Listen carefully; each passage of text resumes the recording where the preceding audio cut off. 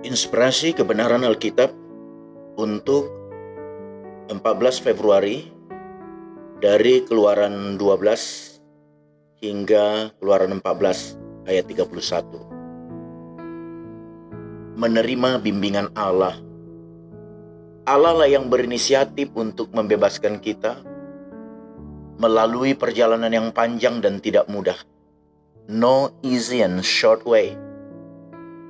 Bahkan kita menghadapi peperangan, dari peperangan yang satu ke peperangan yang lain. Namun, Allah tetap menyertai perjalanan kita. Ada kalanya kita melihat peperangan dalam hidup ini begitu sulit dan tidak ada jalan keluar. Tetapi percayalah, karena Allah yang membimbing perjalanan hidup kita, Dia akan selalu memberikan jalan keluar. Yang Allah inginkan dari kita adalah kita selalu bersedia untuk menerima pimpinan Tuhan dalam hidup kita. Sebagaimana ketika mereka memasuki lautan yang terbelah, demikian juga ada kalanya kita melihat bahwa di depan kita banyak tantangan yang tidak mampu kita lalui. Namun Allah memberikan kita jalan keluar. Kita membutuhkan, sebagaimana Musa mengangkat tangannya dan berdoa. Ketika kita juga mengangkat tangan kita dan berdoa, Allah lah yang memberikan Roh Kudus-Nya kepada kita. Allah lah yang berinisiatif menyelamatkan kita. Allah selalu bekerja untuk kebaikan kita. Demikian firman Tuhan. Haleluya. Keluaran 12 ayat 43, ketetapan lebih lanjut mengenai Paskah. Berfirmanlah Tuhan kepada Musa dan Harun, inilah ketetapan mengenai Paskah. Tidak seorang pun dari bangsa asing boleh memakannya. Seorang budak belian barulah boleh memakannya setelah engkau menyunat dia. Orang pendatang dan orang upahan tidak boleh memakannya. Paskah itu harus dimakan dalam satu rumah saja. Tidak boleh kau bawa sedikit pun dari daging itu keluar rumah. Satu tulang pun tidak boleh kamu patahkan. Segenap jemaah Israel haruslah merayakannya. Tetapi apabila seseorang asing telah menetap padamu dan mau merayakan Paskah bagi Tuhan, maka setiap laki-laki yang bersama-sama dengan dia wajiblah disunat. Barulah ia boleh mendekat untuk merayakannya. Ia akan dianggap sebagai orang asli, tetapi tidak seorang pun yang tidak bersunat boleh memakannya. Satu hukum saja akan berlaku untuk orang asli dan untuk orang asing yang menetap di tengah-tengah kamu. Seluruh orang Israel berbuat demikian seperti yang diperintahkan Tuhan kepada Musa dan Harun. Demikianlah diperbuat mereka. Dan tepat pada hari itu juga Tuhan membawa orang Israel keluar dari tanah Mesir menurut pasukan mereka. Keluaran 13, ketetapan tentang anak sulung, hari raya roti tidak beragi. Berfirmanlah Tuhan kepada Musa, kuduskanlah bagiku semua anak sulung, semua yang lahir terdahulu dari kandungan pada orang Israel, baik pada manusia maupun pada hewan, akulah yang mempunyai mereka. Lalu berkatalah Musa kepada bangsa itu, peringatilah hari ini, sebab pada hari ini kamu keluar dari Mesir, dari rumah perbudakan, karena dengan kekuatan tangannya, Tuhan telah membawa kamu keluar dari sana. Sebab itu tidak boleh dimakan sesuatu pun yang beragi. Hari ini kamu keluar dalam bulan Abib, apabila Tuhan telah membawa engkau ke negeri orang Kanaan, orang Het, orang Amori, orang Hewi, dan orang Yebus, negeri yang telah dijanjikannya dengan sumpah kepada nenek moyangmu untuk memberikannya kepadamu, suatu negeri yang berlimpah-limpah susu dan madunya. Maka engkau harus melakukan ibadah di dalam bulan ini juga. Makanlah roti yang tidak beragi 7 hari lamanya, dan pada hari yang ke-7 akan diadakan hari raya bagi Tuhan. Roti yang tidak beragi haruslah dimakan selama 7 hari itu. Sesuatu pun yang beragi tidak boleh dilihat padamu, bahkan ragi tidak boleh dilihat padamu di seluruh daerahmu. Pada hari itu harus kau beritahukan kepada anakmu laki-laki, ibadah ini adalah karena mengingat apa yang dibuat Tuhan kepadaku pada waktu aku keluar dari Mesir.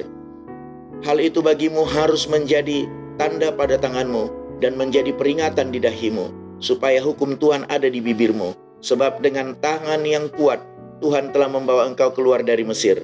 Haruslah kau pegang ketetapan ini pada waktunya yang sudah ditentukan dari tahun ke tahun.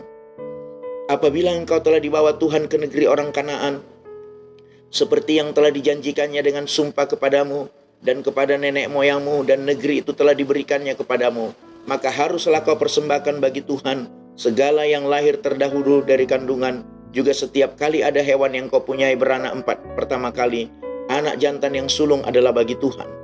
Tetapi setiap anak keledai yang lahir terdahulu kau tebuslah dengan seekor domba, atau jika engkau tidak menebusnya, engkau harus mematahkan batang lehernya. Tetapi mengenai manusia, setiap anak sulung di antara anak-anakmu laki-laki haruslah kau tebus. Dan apabila anakmu akan bertanya kepadamu di kemudian hari, apakah artinya itu? Maka haruslah engkau berkata kepadanya, dengan kekuatan tangannya Tuhan telah membawa kita keluar dari Mesir, dari rumah perbudakan. Sebab ketika Fir'aun dengan tegar menolak untuk membiarkan kita pergi, maka Tuhan membunuh semua anak sulung di tanah Mesir, dari anak sulung manusia sampai anak sulung hewan. Itulah sebabnya maka aku biasa mempersembahkan kepada Tuhan segala binatang jantan yang lahir terdahulu dari kandungan, sebab semua anak sulung di antara anak-anakku lelaki ku tebus. Hal itu harus menjadi tanda pada tanganmu dan menjadi lambang di dahimu, sebab dengan kekuatan tangannya Tuhan membawa kita keluar dari Mesir. Allah menuntut umatnya. Setelah Firaun membiarkan bangsa itu pergi, Allah tidak menuntun mereka melalui jalan ke negeri orang Filistin, walaupun jalan ini yang paling dekat. Sebab firman Allah, jangan-jangan bangsa ini menyesal apabila mereka menghadapi peperangan, sehingga mereka kembali ke Mesir. Tetapi Allah menuntut bangsa itu berputar melalui jalan di padang gurun, menuju ke laut Taberau. Dengan siap sedia berperang, berjalanlah orang Israel dari tanah Mesir. Musa membawa tulang-tulang Yusuf, sebab tadinya Yusuf telah menyuruh anak-anak Israel bersumpah dengan sungguh-sungguh, Allah tentu akan mengindahkan kamu, maka kamu harus membawa tulang-tulangku dari sini. Demikianlah mereka berangkat dari Sukot dan berkemah di Etam, di tepi padang gurun. Tuhan berjalan di depan mereka, maka pada siang hari dalam tiang awan untuk menuntut mereka di jalan, dan pada waktu malam dalam tiang api untuk menerangi mereka, sehingga mereka dapat berjalan siang dan malam. Dengan tidak beralih tiang awan itu tetap ada pada siang hari, dan tiang api pada waktu malam di depan bangsa itu. Firaun bertindak untuk penghabisan kali. Keluaran 14. Berfirmanlah Tuhan kepada Musa, demikian, katakanlah kepada orang Israel, supaya mereka balik kembali dan berkemah di depan Pihahirot, antara Migdol dan laut. Tepat di depan Baal-Zefon berkemahlah kamu di tepi laut. Maka Firaun akan berkata tentang orang Israel, mereka telah sesat di negeri ini, padang gurun telah mengurung mereka.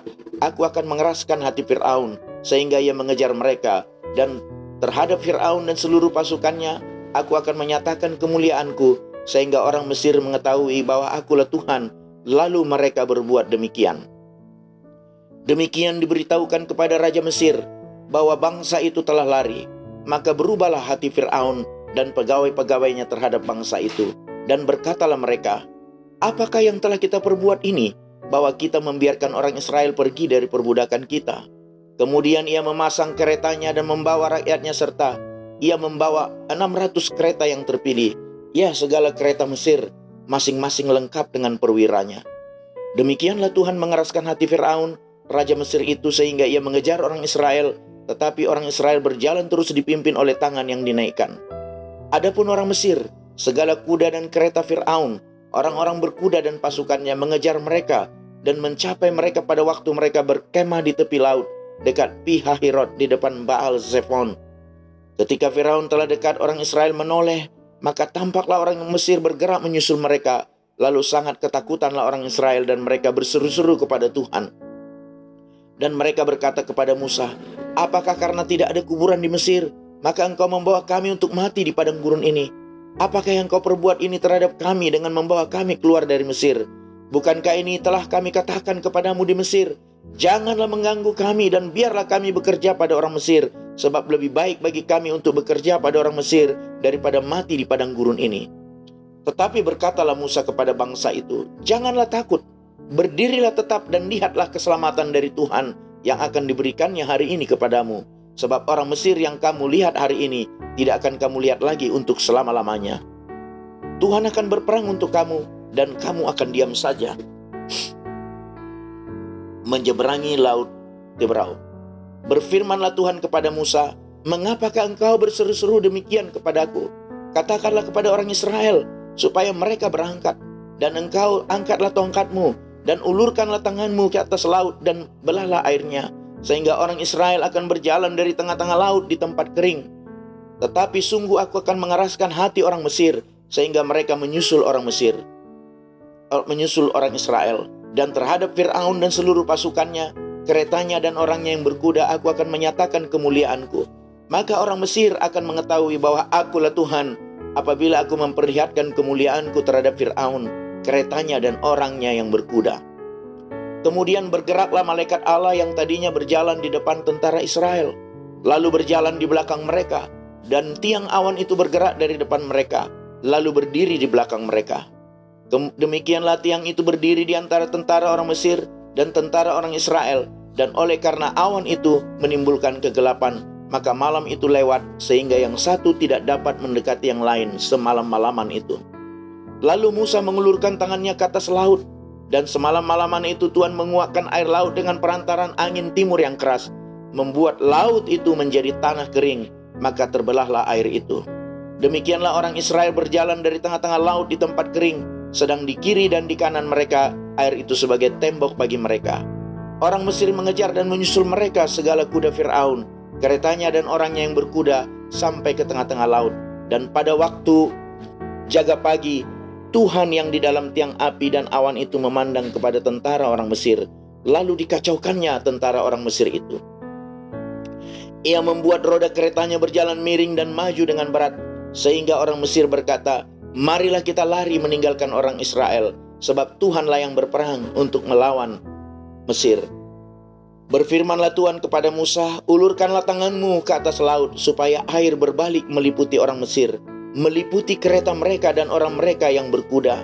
Musa mengulurkan tangannya ke atas laut, maka menjelang pagi berbaliklah air laut ke tempatnya, sedang orang Mesir lari menuju air itu. Demikianlah Tuhan mencampakkan orang Mesir ke tengah-tengah laut. Berbaliklah segala air itu, lalu menutupi kereta dan orang berkuda dari seluruh pasukan Fir'aun yang telah menyusul orang Israel itu ke laut. Seorang pun tidak ada yang tinggal dari mereka, tetapi orang Israel berjalan di tempat kering dari tengah-tengah laut, sedang di kiri dan di kanan mereka air itu sebagai tembok bagi mereka. Demikianlah pada hari itu Tuhan menyelamatkan orang Israel dari tangan orang Mesir, dan orang Israel melihat orang Mesir mati terhantar di pantai laut. Ketika dilihat oleh orang Israel betapa besarnya perbuatan yang dilakukan Tuhan terhadap orang Mesir, maka takutlah bangsa itu kepada Tuhan, dan mereka percaya kepada Tuhan dan kepada Musa hambanya itu.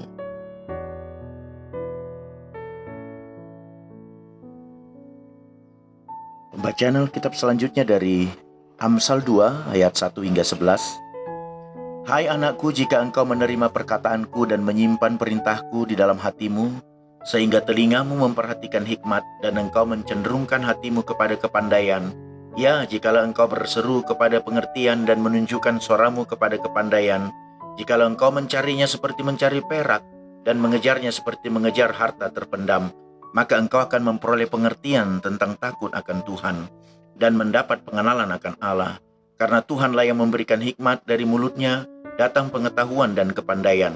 Ia menyediakan pertolongan bagi orang yang jujur, menjadi perisai bagi orang yang tidak bercela lakunya, sambil menjaga jalan keadilan dan memelihara jalan orang-orangnya yang setia. Maka engkau akan mengerti tentang kebenaran, keadilan, dan kejujuran, bahkan setiap jalan yang baik, karena hikmat akan masuk ke dalam hatimu, dan pengetahuan akan menyenangkan jiwamu, kebijaksanaan akan memelihara engkau, kepandaian akan menjaga engkau. Inspirasi kebenaran untuk pembacaan Alkitab ini adalah, marilah kita tetap setia di dalam pembacaan firman Tuhan ini. Ya, kita harus melakukannya dengan tekun dan komitmen, dengan menyisihkan waktu yang terbaik. Kita membuat jadwal untuk membaca firman Tuhan. Haleluya.